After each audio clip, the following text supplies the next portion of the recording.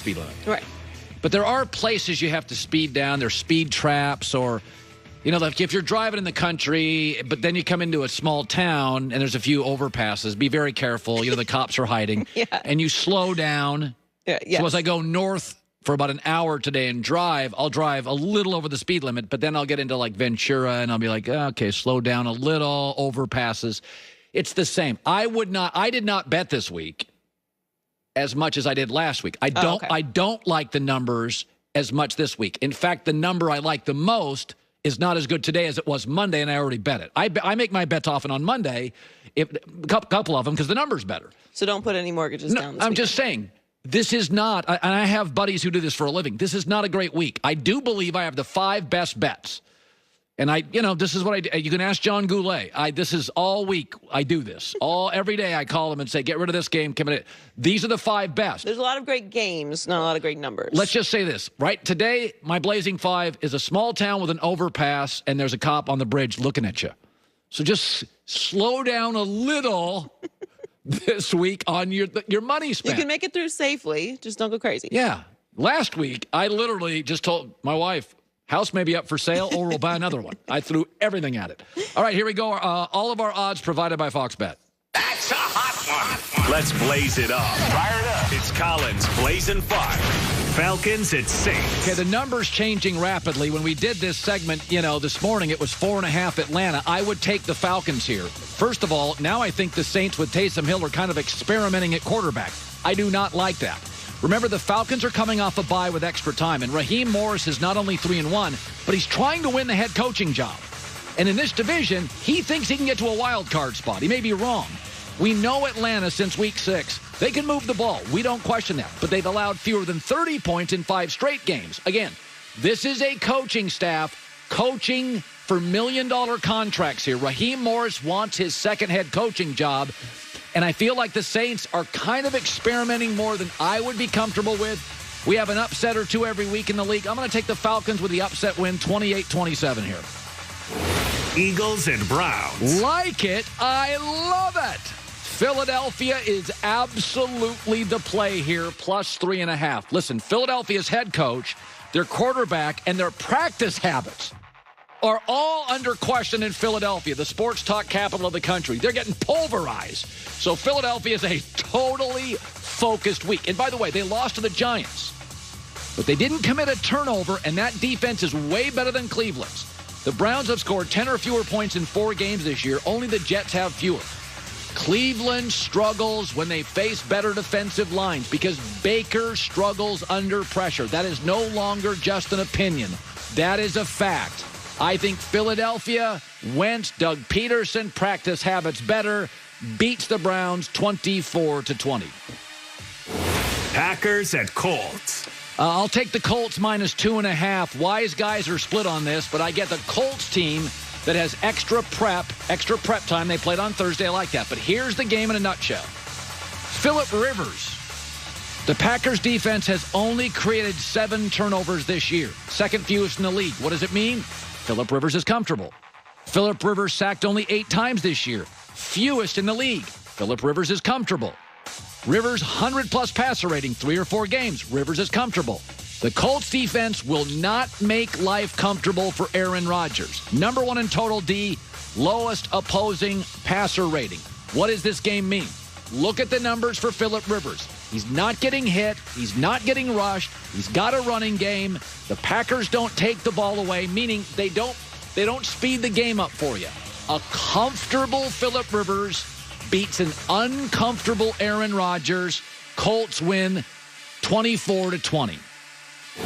Chiefs at Raiders. Loved this number on Monday. It was Kansas City minus 6.5. It's now Kansas City minus 8.5. I will still take it. A little lower number. Pull the number, the money you put in. But I'm going to take Kansas City minus 8.5. Why? Andy Reid is 18-3 off a bye. That's better than Belichick. It's the best in the NFL by far. So I get a team off a bye that got beat. It's only lost the last time they played the Raiders. Their offense is not only good, 32 a game, but that's not considering the Raiders' defense is below average. The Raiders have only sacked the quarterback 11 times this year. Outside of Max Crosby, who we had on this week, they have no pass rush. So I get a healthy, well-coached team with extra time. There's a major COVID issue right now with the Raiders for the second time this year. I'm going to take the Chiefs by 10. It was my favorite play of the week on Monday. Probably my second favorite play, 36-26 Chiefs. Rams and Buccaneers. Again, the number was better earlier in the week, but I'm going to take Tampa Bay minus 4.5. Something to consider. I've bet 7 Ram games this year. I'm 6-1. It's the team I feel best about, and I've had a very simple solution. Jared Goff is an NFL quarterback I like. I think he's a B to a B+. But when he's uncomfortable, he's not the same quarterback. 4-0 at home. Only 2-3 on the road. Andrew Whitworth, knee on the IR. Watch out, because this Bucs defense, second most sacks, number 1 rushing defense, will force Jared Goff to throw with a backup left tackle. And Andrew Whitworth is probably a top 3 tackle in the NFL. With Ronnie Stanley out, he may be the best left tackle or second best left tackle. Also something to consider here. If the Saints lose on Sunday with Taysom Hill, the Buccaneers watch that game and have extra motivation on Monday to win and make up a game as Drew Brees is out. I like Brady to beat the Rams 28-23. It'll be close to the number, which was better earlier in the week. For more on my Blazing 5 picks, check out the Fox Bet social platforms. So you have to be, and if people say you're just making excuses, no. I'm telling you where the speed traps are.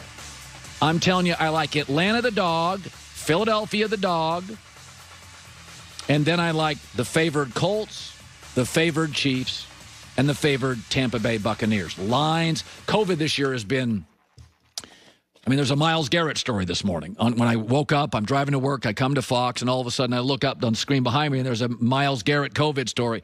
If Myles Garrett doesn't play, Carson Wentz is going to have another half second to throw for 3 hours. Like that's a difference in the NFL between winning and losing a game. So I said this earlier. My coach of the year today in the NFL would be John Gruden, and there's been a lot of good coaches. I think what Brian Flores is doing is remarkable, but first of all, they had to move. In the history of the NFL, teams that move are usually garbage their first year. When the Rams moved to L.A., remember that first year? Unwatchable. Secondly, they've had 2 major COVID outbreaks, one this week. And yet they've beaten Drew Brees and the Saints handily, and they've beaten the Kansas City Chiefs. I've always felt that even the NFL, especially with like a college basketball or baseball or NBA, certain teams winning makes it better. And obviously when the Lakers and LeBron win, it's better for the NBA. If Notre Dame or Ohio State wins in college football, USC, it's better. Yankees in baseball, Dodgers, Cubs, whatever. But I do think the Raiders are one of 7 or 8 brands in the NFL that are really good. I think the Bears have one, the Cowboys, the Packers, the Steelers. But I also believe John Gruden, like Mike Tomlin, is just good for the league. The more he talks, the better it is. He's got this alpha male thing going, and I like it. But what's really interesting about Gruden, he was out of the league for 10 years, and I was a total cynic. And then he hired Mike Mayock, who'd never been a GM, never worked in a front office. I was a total cynic. But what's the best thing about John Gruden, I don't know about you, but to people that make excuses drive you nuts. They do with me. It's a pet peeve. You can't have any excuses. John Gruden has just ended your excuses in Jacksonville, in Detroit, in Atlanta, in Houston. He gets a team. He's been out of the league for 10 years. He hires a GM who's a TV analyst. They have to move. They are, next to Jacksonville, the poorest revenue team in the league. They have no fans, Raider Nation, which has always been, it's an intimidating crowd. And they are loaded on offense. They've beaten Mahomes and Drew Brees. No more excuses. That's what do you do as coach of the year with what you have? Sean McDermott didn't have to move. Brian Flores didn't have to move. When you have to move, 2 major COVID outbreaks, listen, Vegas is different. The league is a bunch of 26-year-old men. They're alphas. Vegas is not Buffalo, okay? It's a little tougher there. It is tougher to win in Miami. It's Miami. It's a port city. There's a lot to do. Outside of Applebee's, Green Bay gets very lonely in the fall. And so you're moving a team, not just the team, you're moving them to Vegas. You got a GM you've never had. He wasn't the GM you initially inherited. they've nailed. I mean, they've had some whiffs, but when they've had whiffs in the draft, I don't need to name them. They've moved off them. They drafted one kid. He couldn't handle Vegas. They moved him out of town. But when I look at it, all the excuses for Detroit and Atlanta and the Chargers and Jacksonville, I'm not interested. I'm not interested in your excuses because Gruden's winning and Mayock's winning and the Raiders are winning and they should not be winning and the league is better for it. And you know what? Urban Meyer has talked about this before. Is that when and Urban Meyer 4 times went to a college team and won very next year. Urban says a lot of times coaches go to a new program and they dog cuss the guys they didn't recruit. Those are not my guys. And Urban's like, no, they are your guys. You're the coach of Bowling Green. Those juniors and seniors, those are your guys, even though you didn't recruit them. That is now your family. It's like stepkids. They're my family.